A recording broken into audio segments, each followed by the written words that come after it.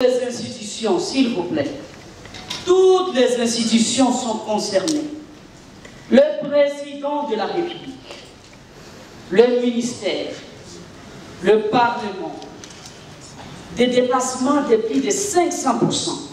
Monsieur le ministre, voire plus, malgré tous les bruits que fait l'IGF, qui est censé effectuer des contrôles a priori et a posteriori. Nous avons comme l'impression que même le contrôle parlementaire ne sert plus à rien. Quelle solution pouvez-vous proposer pour mettre fin à ces situations? Pourquoi le budget de l'État est géré sans respect aux principes qui régissent la chaîne des dépenses? Pourquoi tel dysfonctionnement, monsieur le ministre? On liquide sans ordonnancement. On ordonnance sans paiement. Quelle place occupe à vos yeux la loi sur les finances publiques, l'OFIP? Pendant que le budget augmente d'année en année, la caisse de péréquation peine à s'opérationnaliser. Quel est le vrai problème? Se rendant compte que les provinces, d'abord, surtout les moins nantis, peinent à décoller à cause de cette situation.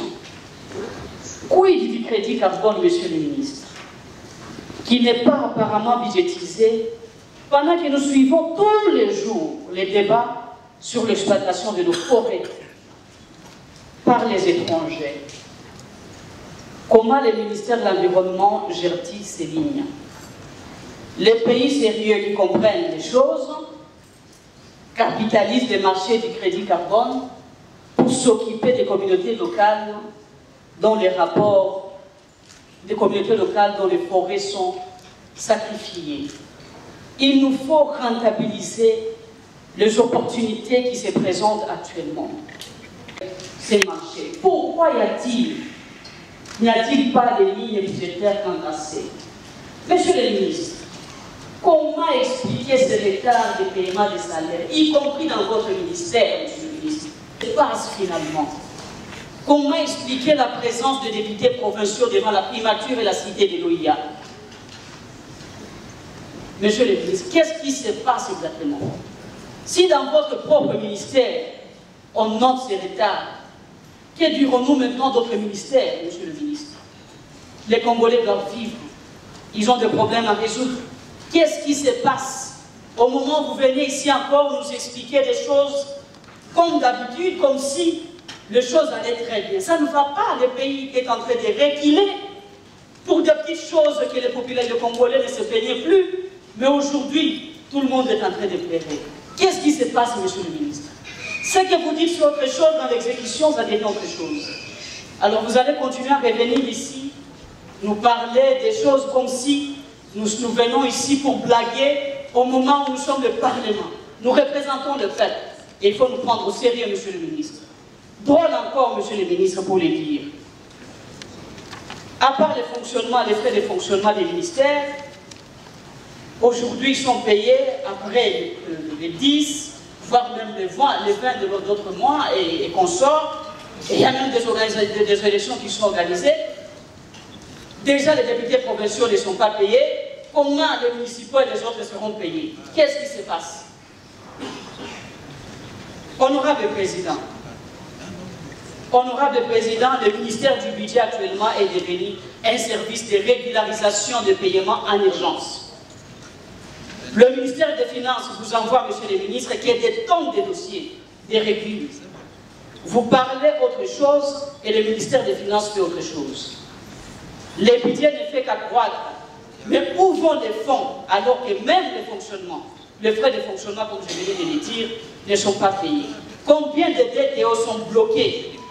Et là, je ne vais pas entrer dans le fait d'instaurer des pourcentages dans le circuit de la chaîne pour qu'un dossier soit payé, monsieur le ministre. C'est déplorable pour notre pays. Nous sommes tombés très très bas. Monsieur le ministre, permettez-moi de vous dire, vous êtes, que pour faciliter, permettez-moi, c'est très important, des scandales financiers. Le cas le plus récent est le scandale sur l'organisation des Jeux de la francophonie. Des millions de dollars des contribuables congolais que vous ne savez même pas justifier, votre gouvernement, seulement se plaindre dans les réseaux sociaux. Honorable Président, qui est responsable devant le Parlement si ce n'est pas le gouvernement congolais? Monsieur le ministre, expliquez-lui. Expliquez-le au peuple congolais.